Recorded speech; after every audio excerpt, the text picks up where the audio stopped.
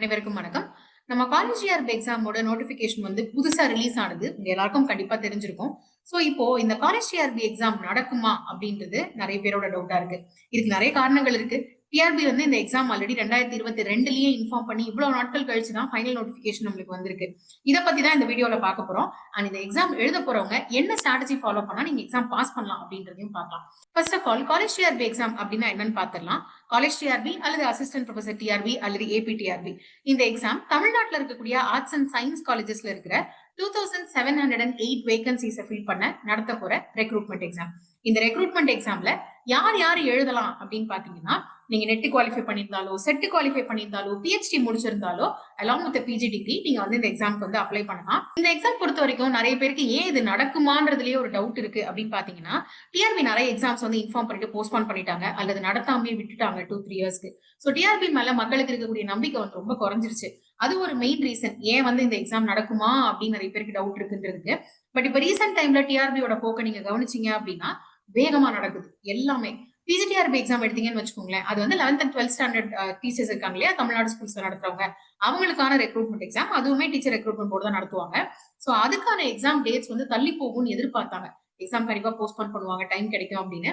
But கடைசி வரைக்கும் wait பண்ணவங்க வெயிட் மட்டும் தான் பண்ணாங்க. எக்ஸாம் வந்து நடந்து முடிஞ்சிருச்சு. அண்ட் நிறைய பேர் வந்து கடைசி வரைக்கும் ப்ரிப்பேர் பண்ணிட்டு இருந்தவங்க தான் நல்லா எழுதுனாங்க. ஸோ டிஆர்பி அசிஸ்டன்ட் ப்ரொஃபசர் எக்ஸாம்லயுமே இதுதான் நடக்க போகுது.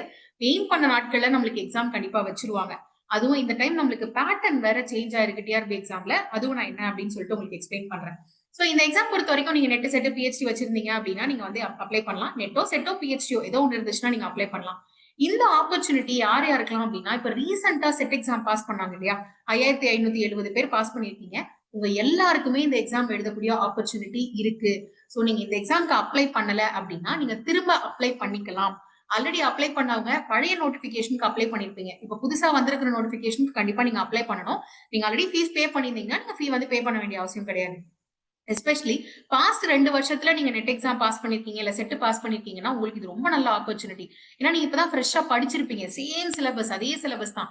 சோ அதனால உங்களுக்கு நல்ல ஆப்பர்ச்சுனிட்டிஸ் இருக்கும். உங்க பிரெயின்ல ஃப்ரெஷ்ஷா இருக்கிறதுனால சோ இந்த ஆப்பர்ச்சுனிட்டியை கண்டிப்பா வந்து யூஸ் பண்ணிக்கோங்க.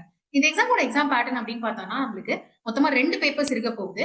பேப்பர் 1 எடுத்தீங்க அப்படின்னா இதுல நம்மளுக்கு கம்பல்சரி தமிழ் எலிஜிபிலிட்டி பார்ட் இருக்க போகுது. இது டிஆர்பி நடத்துற எல்லா எக்ஸாம்ஸ்லயுமே இப்ப ரீசென்ட் டைம்ஸ்ல இன்க்ளூட் பண்றாங்க. இதுல டோட்டலா உங்களுக்கு 30 கேள்விகள் இருக்கும். இந்த 30 கேள்விகளுமே நம்மளுக்கு ஆல்மோஸ்ட் 10th ஸ்டாண்டர்ட் பேஸ்டா தான் வந்து இருக்கும். 6th to 10th பேஸ்டா இருக்கும். அண்ட் இதுல நீங்க out of the first 30 questions இருக்கு இல்லையா, அதுல ஃபர்ஸ்ட் 20 கொஸ்டின்ஸ்க்கு 2 மார்க் இருக்கும். அடுத்த 10 கொஸ்டினுக்கு ஒரு மார்க் இருக்கும். இதுல டோட்டலா நீங்க 20 மார்க்ஸ் வாங்கினா பாஸ். இது உங்களோட மெரிட் லிஸ்ட்ல இன்க்ளூட் பண்ண மாட்டாங்க. இது நம்மளுக்கு பேப்பர் ஏல இருக்க போகுது.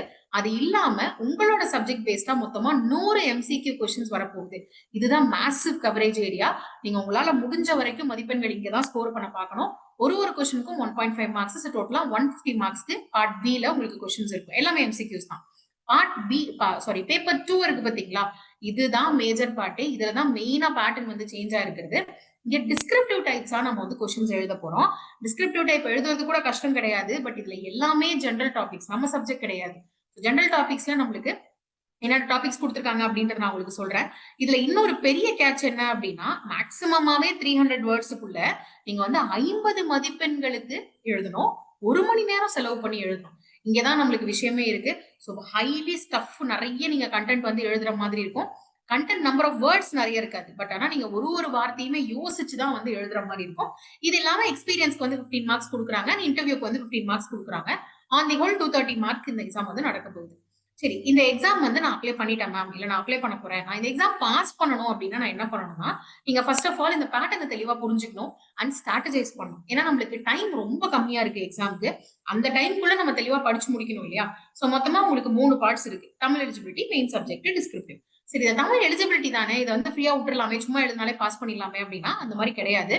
டிஆர்பி நடத்தக்கூடிய தமிழ் எலிஜிபிலிட்டி கொஸ்டின் பேப்பர்ஸ் எல்லாம் கொஞ்சம் எடுத்து பாத்தீங்கன்னா கொஞ்சம் நுணுக்கமா தான் கேட்டிருப்பாங்க. சோ கொஞ்சம் டைம் நீங்க கண்டிப்பா செலவு பண்ணி படிக்கணும் தமிழ் எலிஜிபிலிட்டிக்கு. ஏன்னா தமிழ் எலிஜிபிலிட்டி நீங்க பாஸ் பண்ணாதான் உங்களோட மெயின் சப்ஜெக்டோட பேப்பர் கிரேடே பண்ணுவாங்க.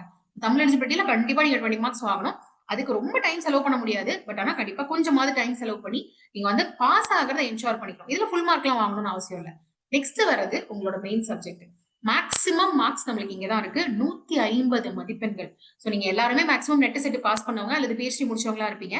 உங்க சப்ஜெக்ட்ல நீங்க மாஸ்டர்ஸா இருப்பீங்க அப்படின்னு சொல்லி நம்புறேன். இந்த ஸ்டேஜ்ல நீங்க புதுசா படிக்காம ஆல்ரெடி படிச்ச கான்செப்ட்ஸ் எல்லாத்தையுமே டெஸ்ட்ல உங்களால போட்டு பார்க்க முடியுதான்றதை நீங்க கண்டிப்பா பார்க்கணும். நிறைய மார்க் டெஸ்ட் அட்டன் பண்ணோம். என்னென்ன மிஸ்டேக்ஸ் பண்றீங்களோ அந்த மார்க் செக்ஸ் வந்து திருத்திக்கணும். அதுதான் நீங்க இப்ப வந்து இருக்கக்கூடிய டைம்ல வந்து மெயின் சப்ஜெக்ட்ல வந்து பண்ண முடியும். எவ்வளவு டெஸ்ட் எழுத முடியுமோ அவ்வளவு டெஸ்ட் எழுதுங்க. அவ்வளவு அனாலிசிஸ் பண்ணுங்க மெயின் சப்ஜெக்ட் பொறுத்த வரைக்கும். இப்பதான் இந்த இடத்துல டிஸ்கிரிப்டிவ் பத்தி நம்ம பேச வேண்டியது இருக்கு. ஏன்னா மத்த 2 பார்ட்டுமே இட் இஸ் குவைட் ஈஸி ஆக்சுவலா. ஏன்னா வந்து இது உங்களுக்கு ஏதாவது ஒரு விதத்துல பழக்கமா இருக்கும். ஸ்கூல்ல தமிழ் படிச்சிருப்போம். நம்ம மெயின் சப்ஜெக்ட் வந்து யூஜி, பிஜி எல்லாத்துலயுமே படிச்சிருக்கோம். ஆனா டிஸ்கிரிப்டிவ் அந்த மாதிரி கிடையாது இல்லையா? டிஸ்கிரிப்டிவ் பொறுத்த வரைக்கும் நம்ம இதுக்கப்புறம் படிச்சுதான் எழுதணும். உங்களுக்கு பேசிக் நாலேஜ் டெஃபினட்டா இருக்கும். பட் அதை தாண்டி நம்ம கொஞ்சம் எக்ஸ்ட்ரா இன்ஃபர்மேஷன் படிச்சே ஆகணும். சோ இப்ப டிஸ்கிரிப்டிவ் பொறுத்த வரைக்கும் நம்மளுக்கு கொடுத்திருக்கிற டாபிக்ஸ் பாத்தீங்கன்னா மொத்தம் 7 டாபிக்ஸ் கொடுத்திருக்காங்க. இப்ப நீங்க ஸ்கிரீன்ல பாத்துட்டு இருக்கிறது. இதுல மொத்தமா 7 டாபிக்ஸ் இருக்கா? பட் ஆனா இதை நீங்க ஒழுங்கா பாத்தீங்கன்னு வச்சுக்கோங்களேன், ஆக்சுவலா 5 டாபிக் தான். Economy, history, polity, environment and ecology, science and tech. இந்த 5 நீங்க ஃபுல்லா படிக்கணும் அப்படின்னா it will take a lot of time. நம்மளுக்கு கையில இருக்கிறது என்னமோ 50+ டேஸ் தான். சோ அப்போ இந்த இடத்துல நம்மளோட ஸ்ட்ராட்டஜி என்னவா இருக்கணும் அப்படின்னா, அவுட் ஆஃப் திஸ் 5 எனி 2 படிங்க. அந்த எனி 2 நீங்க தான் சூஸ் பண்ணணும். உங்களுக்கு எது நல்லா வரும், உங்களுக்கு எது பிடிக்கும், அதை பொறுத்து நீங்க வந்து சூஸ் பண்ணணும். இதுல உள்ளேயும் இன்னும் நுணுக்கமான ஃபேக்டர்ஸ் நிறைய இருக்கு. அது நம்ம கோர்ஸ்ல வந்து டீடைல்ஸ்ல இருக்கும். அண்ட் மெயினா நீங்க இந்த இடத்துல கஷ்டப்பட்டு எல்லாம் படிக்க கூடாது. ரொம்ப ஸ்மார்ட்டா ஒர்க் பண்ணணும். அவுட் ஆஃப் த 5 எனி 2 படிங்க. அந்த 2 தெள்ள தெளிவா படிங்க. கம்ப்ளீட்டா படிக்கணும். அண்ட் படிச்சுட்டு அது கூடயே சேர்த்து நீங்க வந்து பிராக்டிஸ் பண்ணணும். பாயிண்ட் வைஸா எழுத கத்துக்கணும். நம்மளோட பேப்பர் ஒருத்தர் திருத்த போறாங்க அப்படின்னா அவங்களை கஷ்டப்படுத்த கூடாது.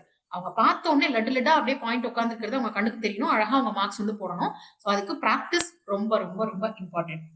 இதுக்கு ஸ்ட்ராட்டஜைஸ் பண்றதுக்கும் நீங்க என்ன டாபிக் சூஸ் பண்ணா கரெக்டா இருக்கு அப்படின்றது தெரிஞ்சுக்கணும் அப்படின்னா அதுக்கு நம்ம கோர்ஸ்ல வந்து உங்களுக்கு கைடன்ஸ் இருக்கும். சோ இப்போ நம்ம காலேஜ் சிஆர்பிக்கு ஆஃபர் பண்ண போற கோர்ஸோட டைம்ஸ் எல்லாமே நைட் டைம்ல தான் பண்றோம். ஏன்னா மேக்ஸிமம் ஆஃப் யூ நீங்க ஒர்க் பண்ணிட்டு இருக்கீங்க. சோ உங்களுக்கான டைம் உங்களுக்கு நைட் டைம்ல தான் கிடைக்கும். So night 9 PM to 10:30 PM நம்மளோட லைவ் கிளாஸஸ் இருக்க போகுது. இன்கேஸ் உங்களால லைவ் கிளாஸ் அட்டன் பண்ண முடியாதுன்னா நீங்க தாராளமா ரெக்கார்ட் கிளாஸஸ் பாத்துக்கலாம். நம்ம ஆப்ல அவைலபிளா இருக்கும். மொபைல் ஆப்லயும் இருக்கும், வெப் ஆக்சஸ்லயும் இருக்கும். உங்களுக்கு எதுல வேணுமோ பாத்துக்கலாம்.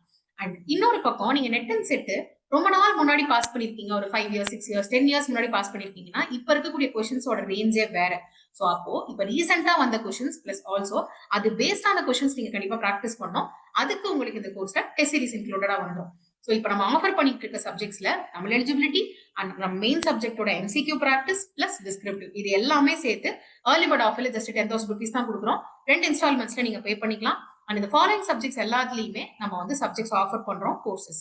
அண்ட் இந்த ஏர்லி பர்ட் ஆஃபர்ல நீங்க ஜாயின் பண்றீங்க அப்படின்னா உங்களுக்கு இன்னொரு பிக் போனஸும் இருக்கு. காலேஜ் டிஆர்பில 15 மதிப்பெண்கள் நம்மளுக்கு இன்டர்வியூ எக்ஸ்பீரியன்ஸ் இருக்கு.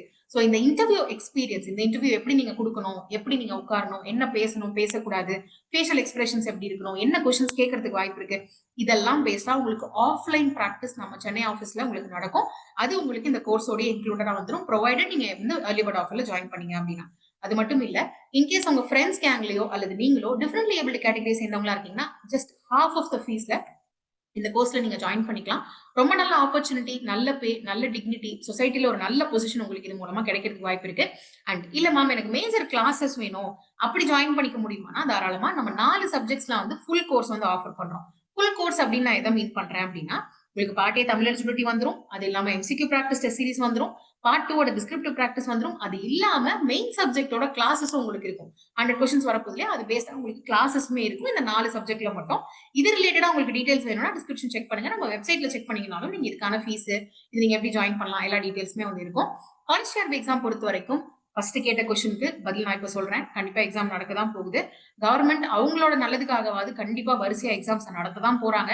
சோ இந்த டைம் இந்த எக்ஸாம்ல வந்து நீங்க பாஸ் பண்றது ரிலேட்டிவ்லி ஈஸியா இருக்கும். ஏன்னா ஃபர்ஸ்ட் டைம் நடக்கிறதுனால எல்லாருக்கும் ஒரு தெளிவான கிளாரிட்டி இருக்காது, ஒரு நல்ல ஸ்ட்ராட்டஜைஸ் பண்ணி படிக்க மாட்டாங்க. சோ இந்த டைம் நீங்க பாஸ் பண்றது ஈஸி. இந்த ஒரு ஆப்பர்ச்சுனிட்டியை விட்டுட்டு நெக்ஸ்ட் வரும்போது பாத்துக்கலாம் அப்படின்னு நினைச்சீங்கன்னா மேபி வரலாம், வராமலும் போகலாம். இட் டிபெண்ட்ஸ், கவர்மெண்ட்டை பொறுத்து தான் அது. சோ இந்த டைம் ஆப்பர்ச்சுனிட்டி உங்க கையில இருக்கு. இந்த எக்ஸாம்க்கு நீங்க எலிஜிபிள்னா இப்பயே படிங்க, இப்பயே படிக்கிற ஒர்க் ஆரம்பிச்சிட்டீங்க. ஏன்னா டைம் ஆல்ரெடி ரொம்ப குறைவா தான் இருக்கு. கண்டிப்பா டிஸ்கிரிப்டிவ் பிராக்டிஸ் பெரிய ரோல் பிளே பண்ணீங்கன்னா 50 மதிப்பெண்கள் ஜஸ்ட் ஒரே ஒரு கொஸ்டின் பட் 50 மார்க்ஸ்க்கு உங்களுக்கு கேட்க போறாங்க. சோ பி வெரி கேர்ஃபுல், அட்டென்டிவா இருங்க. நீங்க இந்த ஆப்பர்ச்சுனிட்டியை யூஸ் பண்ணிக்கோங்க. நல்லா ப்ரிப்பேர் பண்ணுங்க.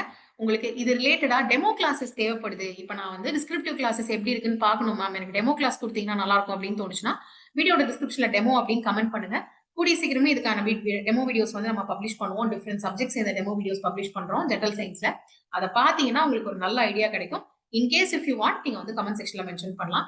அண்ட் இன்னொரு டவுட் நிறைய பேருக்கு இருக்கிறது என்னன்னா அப்ளிகேஷன்ல நிறைய இஷ்யூஸ் இருக்கு. அப்ளிகேஷன் போர்ட்டல்லயே வந்து இஷ்யூஸ் இருக்கு. ஸோ இன்கேஸ் நீங்க அதை ஃபேஸ் பண்ணிட்டு இருக்கீங்கன்னா ஒரு 1 வீக் வெயிட் பண்ணி அதுக்கப்புறமா வந்து அப்ளிகேஷன் போடுங்க. இப்ப அவசரப்பட்டு போட்டுற வேண்டாம். நம்மளுக்கு நவம்பர் 10 வரைக்கும் டைம் இருக்கு. அப்ப நம்ம வந்து போட்டுக்கலாம். ஸோ டிஆர்பி சைட்ல இருந்து நிறைய கிளாரிபிகேஷன்ஸ் வந்து கேட்டிருக்கோம். அதை கொடுத்த பிறகுதான் நம்மளுக்கு வந்து ஒரு தெளிவு கிடைக்கும். அதுக்கப்புறம் நீங்க எக்ஸாமுக்கு அப்ளை பண்ணிக்கலாம். ஸோ நெக்ஸ்ட் வரப்போற இந்த எக்ஸாம்ல 2708 vacancies, good number of vacancies. இதுல ஒரு டிசர்விங் ப்ரொஃபஸரா நீங்களும் வரணும். ப்ரிப்பேர் பண்ணுங்க. All the very best.